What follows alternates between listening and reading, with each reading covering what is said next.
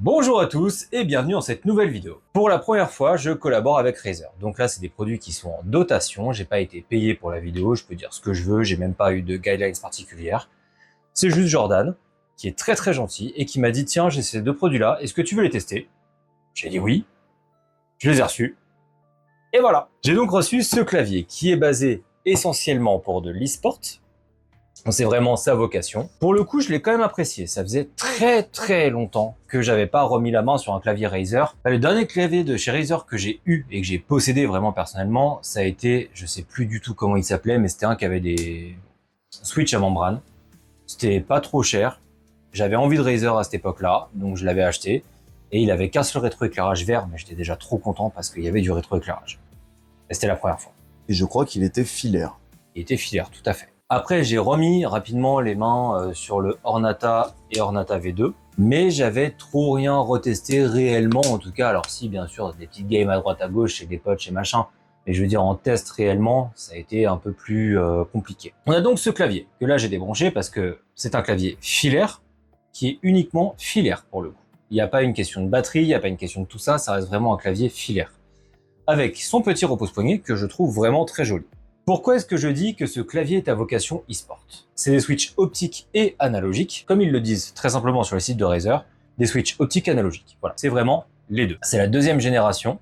Donc en fait, ce qu'on va avoir, c'est un petit laser en dessous qui va permettre d'avoir justement le capteur d'activation en passant devant. Donc là, comme on peut le voir, en fait, on a aussi ces petits leviers juste en dessous qui nous permettent d'avoir la première force d'activation et le capteur ensuite qui est vraiment lui assez loin derrière, qui va avoir avec son laser le point d'activation. Ça vous donne du coup une activation réglable qu'on peut choisir entre 0,1 mm jusqu'à 4 mm. Alors évidemment 0,1 mm, je pense que quasiment personne ne l'utilise. C'est vraiment extrêmement rapide. Comme je vous l'ai déjà dit, mon clavier à la base est un clavier en rapid trigger parce que à peine j'effleure la touche, vraiment comme ça, et c'est parti. Ça en devient difficile d'écrire avec d'ailleurs. Quand on n'est pas habitué, ouais. Moi, c'est vrai que j'ai l'habitude. J'ai pu reproduire à peu près ce que j'avais sur le mien et je retrouve une sensation assez équivalente. Par contre, on a des touches qui bougent beaucoup et le bruit est pas si agréable.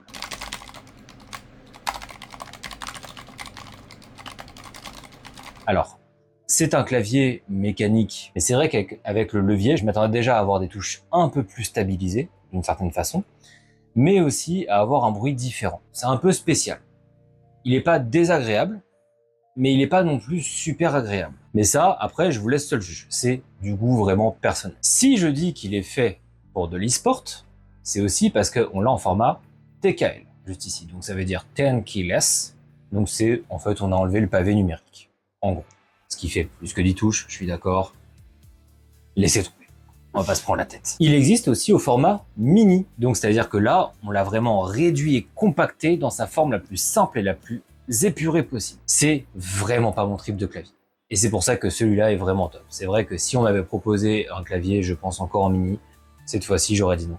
Parce que c'est vraiment pas quelque chose que j'apprécie. Mais là du coup on rentre à nouveau dans la veine très e-sport quoi. Razer sponsorise entre autres Gentlemates, ainsi que plein d'autres équipes, mais là c'est vrai que je prends la première qui me vient en tête, donc c'est Gentlemates, mais il y en a plein d'autres et c'est vraiment fait pour les pros, souvent par des pros, ou en tout cas il y a des versions un petit peu bêta qui sont envoyées en général, ou ce genre de choses, pour que ils puissent quand même créer quelque chose qui est assez proche. On a une fonctionnalité, et c'est exactement pour ça que j'ai appelé la vidéo de cette façon. C'est la fonctionnalité SnapTap. Et elle est considérée comme de la triche. Pas sur tous les jeux. On reprend la tradition. Kilo. Putain. Je me suis dit qu'il allait me foutre la paix, mais non. Mais c'est quoi le SnapTap? Et tu dis que c'est considéré comme de la triche, on veut savoir comment bidouiller, tu vois. Plus sérieusement, Valve a considéré que la fonctionnalité SnapTap sur Counter-Strike 2 était considérée comme de la triche. Utilisez les commentaires et mettez votre avis. Est-ce que vous pensez que c'est de la triche ou pas? Mais ce que vous n'avez pas pensé à faire, c'est à vous abonner, mettre un commentaire, la cloche et le pouce bleu, parce que ça m'aide tellement, ça m'aide énormément. Et surtout, manifestez-vous pour Razer. C'est quand même la première fois qu'on bosse ensemble. Faut qu'ils voient que ça plaît. Vas-y, un petit merci Razer, s'il te plaît. Ça change, hein. Bon allez, on retourne là-bas. C'est aussi pour ça que Razer l'a simplement désactivé du profil de base quand vous utilisez Synapse. Pour avoir la fonctionnalité SnapTap activée, il faudra l'activer vous-même, alors que de base c'était par défaut. Étant donné que c'est considéré comme de la triche d'une certaine façon, et bien du coup elle a été désactivée, ce qui fait que vous ne pourrez pas dire ah bah oui mais mon clavier il est comme ça de base. Non, c'est que vous l'aurez activé. C'est vrai que le SnapTap pour le coup est quand même hyper impressionnant. Pour vous expliquer très simplement, et à toi aussi l'animal, c'est en gros sur un jeu, vous allez presser la touche D. Donc la touche D va vous faire aller à droite. Normalement quand vous appuyez en même temps sur la touche Q et que vous avez les deux qui sont enfoncés comme ça, et ben votre personnage s'arrête. Avec SnapTap, c'est pas le cas.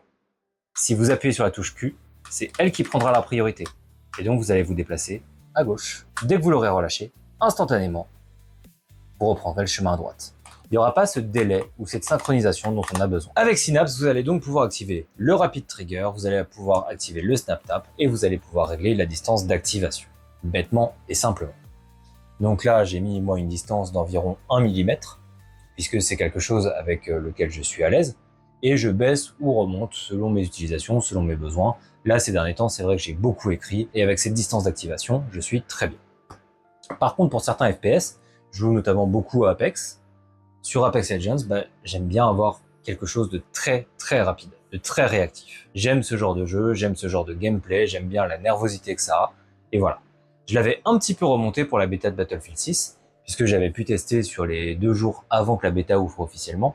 J'avais déjà un petit peu testé, et j'ai beaucoup apprécié aussi, mais j'avais dû le remonter quand même, parce que c'est un peu moins nerveux à mon goût, et je préférais notamment avoir cette précision. Voilà donc pour Synapse. Alors, vous pouvez faire plein d'autres choses, ça représente plein d'autres choses, mais là, vraiment, on va parler que du clavier. Et vous avez dans la boîte ceci qui est fourni.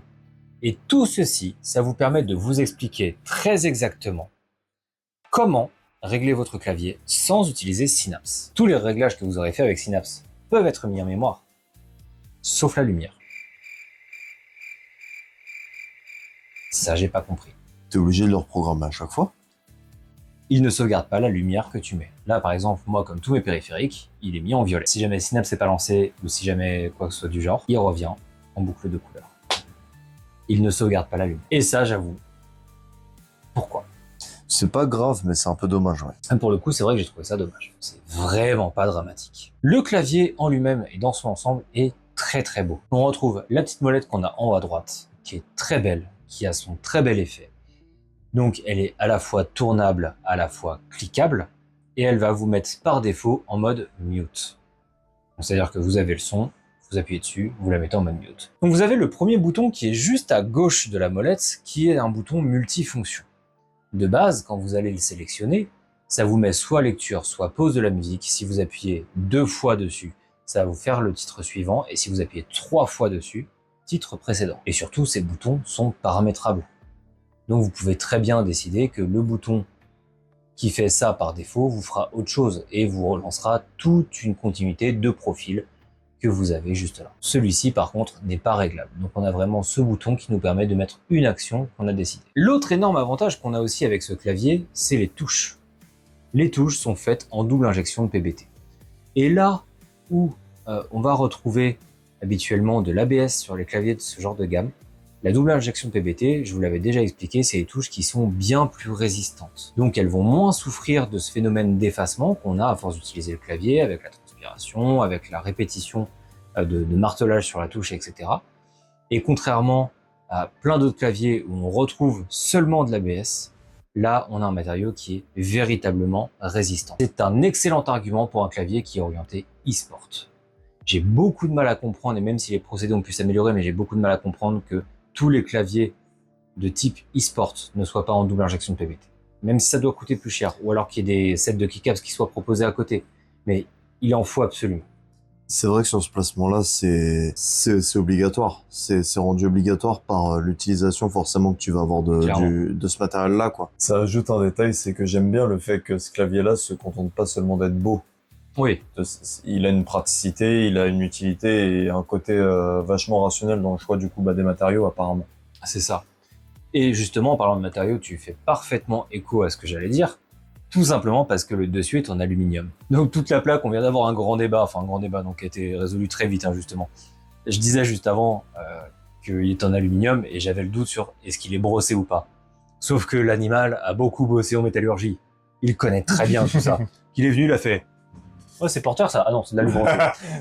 C'est des vis d'expansion. Donc oui, on a une plaque supérieure en aluminium avec une finition brossée. Et donc, moi, c'est quelque chose que j'aime beaucoup. On a ce côté mat qui est hyper joli dessus et ça le rend vraiment très beau. Et ça, c'est un truc qu'on retrouve en commun avec quasiment tous les produits de chez Razer. C'est qu'ils sont vraiment très beaux esthétiquement. Comme pour ce repose-poignet. Alors lui, pour le coup, n'est pas en alu brossé. On a vraiment du plastique avec une finition en simili-cuir. C'est quelque chose où quand même habituellement j'ai du mal parce que avec la transpiration et avec ce genre de choses, bah ça se dépiote vachement. C'est comme pour les casques, je prends plus rien avec les finitions en simili-cuir parce que bah ça tend à se désagréger. Avec moi, je trouve que ça va très vite, mais c'est peut-être le cas avec tout le monde, mais moi je trouve que c'est vraiment rapide et ça me plaît pas. Donc que ce soit le fauteuil que j'ai pris, que ce soit tous les casques que je prends, même quand on me propose des casques pour faire des collaborations, je n'en prendrai pas en simili-cuir parce que ça s'abîme vraiment trop vite, ça me plaît pas. Et en plus, ça me tient trop chaud. Mais là, on a quand même quelque chose de très joli. Je trouve un petit peu cet effet des sous-mains. Alors, j'adorais ça quand j'étais gamin. Vraiment les sous-mains en cuir. Mais c'est vrai que l'esthétique est quelque chose qui est très travaillé chez Razer et peut-être plus travaillé que chez d'autres marques. Et c'est quelque chose qui est très apprécié. Mais pour le coup, l'aluminium, c'est pas exclusif à Razer. On le retrouve vraiment un peu partout. Mais ils ont toujours leur identité. Et ça, c'est quelque chose que j'aime. Pour le coup, et pour être tout à fait honnête, j'ai vu aussi ce tournant au niveau de Razer. J'ai été assez fan de Razer il y a quand même pas mal d'années en arrière parce que c'était quelque chose qu'esthétiquement je trouvais très joli. Ils avaient leur identité. J'adorais le marketing qu'il y avait autour. C'est ce que j'allais dire, hein. Ils avaient une com, mais Ouais. alors aux petits oignons. Et j'ai été déçu par Razer aussi. Notamment avec plusieurs périphériques que j'ai pu acheter à certains moments et qui m'ont juste pas tenu. J'ai eu un Razer Manowar. J'ai adoré ce casque. Mais alors, le petit arceau qu'il y avait au-dessus, systématiquement, il pétait ici. Et il s'ouvrait en mode décapotable. Alors, si je cours vite, ça peut faire prise d'air, pourquoi pas. Mais en fait, non. Je l'ai renvoyé 2 fois en garantie et au bout d'un moment, bah, il a juste complètement lâché. Je l'ai pas eu tant de temps que ça. Et la garantie, bah, était plus valable. J'avais testé, je sais plus quel clavier que j'avais eu pendant pas mal de temps. Et pareil, ça avait fini par déconner au niveau de Switch. Alors, peut-être que je suis tombé sur 2 mauvaises séries, c'est tout à fait possible. Mais c'est vrai que c'est des choses qui peuvent refroidir. Puis le matos de base était bon. Oui, c'est ça. C'est que là, tu te dis pas que t'as acheté une merde, tu vois. C'est ça. C'est que t'as acheté un truc bien, la promesse est tenue, mais pas sur la longévité et pas sur le choix des matériaux peut-être. Et après avoir regardé dans ces années-là, c'est vrai que j'étais pas la seule personne qui avait des problèmes. Et ça m'avait un peu refroidi. Puis je me suis pas mal renseigné au cours des dernières années quand même. Et j'ai vu que tous ces problèmes-là étaient au fur et à mesure résolus, voire complètement résolus. C'est aussi pour ça que j'ai été voir Jordan. Et je lui ai dit, ça serait vraiment chouette qu'on travaille ensemble. Ça me permet de mettre la main aussi sur ce genre de matériel. Et pour le coup, je le trouve bon. Il y a des choses à améliorer à mon sens. Parce que dans une utilisation e-sport, ce qui n'est pas du tout mon cas. Donc pour moi, il me convient. Ça, c'est vraiment le truc à dire. C'est que ce clavier, réellement, me convient. Je le trouve même bon. Parce que c'est un clavier de cheater. Et voilà, je suis démasqué. Et voilà, et c'est réglé. Et voilà, super. Je le trouve même bon. Mais c'est vrai que j'ai regardé d'autres vidéos de collègues youtubeurs, j'ai regardé d'autres avis, et plusieurs personnes dans une utilisation e-sport avaient tendance à relever certains points que j'avais moi-même constatés mais qui me dérangeaient pas. Pour le coup, en termes d'e-sport, je pense qu'effectivement il fonctionne bien, mais je pense que pour certains joueurs, il peut être dérangeant. Et de toute manière, les périphériques, c'est quelque chose de très subjectif. Il y a plein de gens qui vont aimer un certain type de souris, d'autres qui vont pas du tout l'aimer. Le type de souris que moi j'aime, il y a plein de gens qui n'aiment pas du tout ce genre de souris, par exemple. Donc c'est vraiment quelque chose avec lequel on doit être confortable.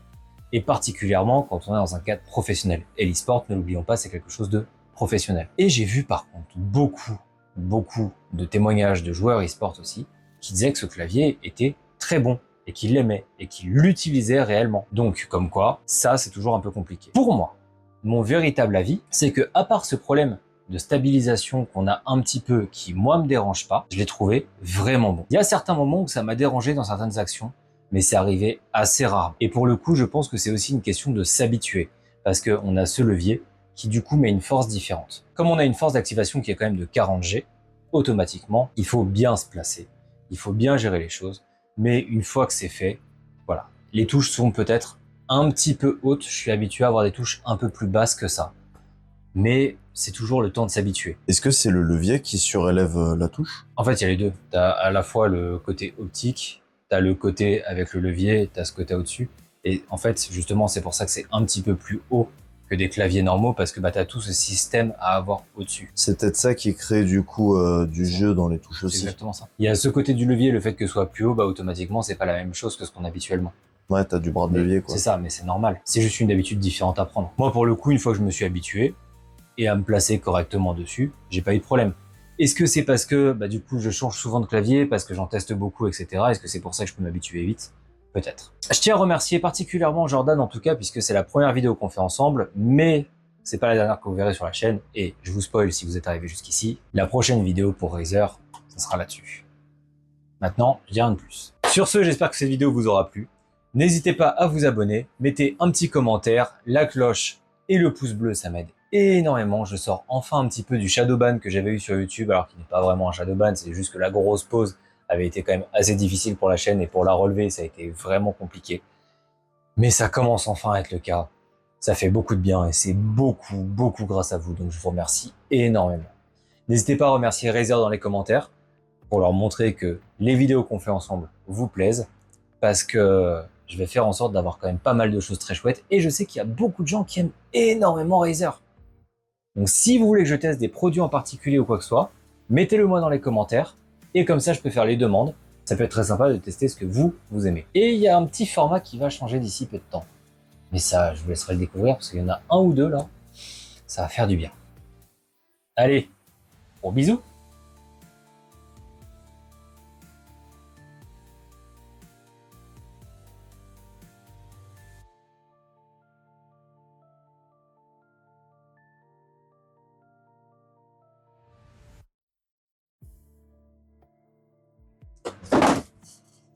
Ça marche mon pote. Je fais jamais réussir. Il a fait un kickflip. Parcours.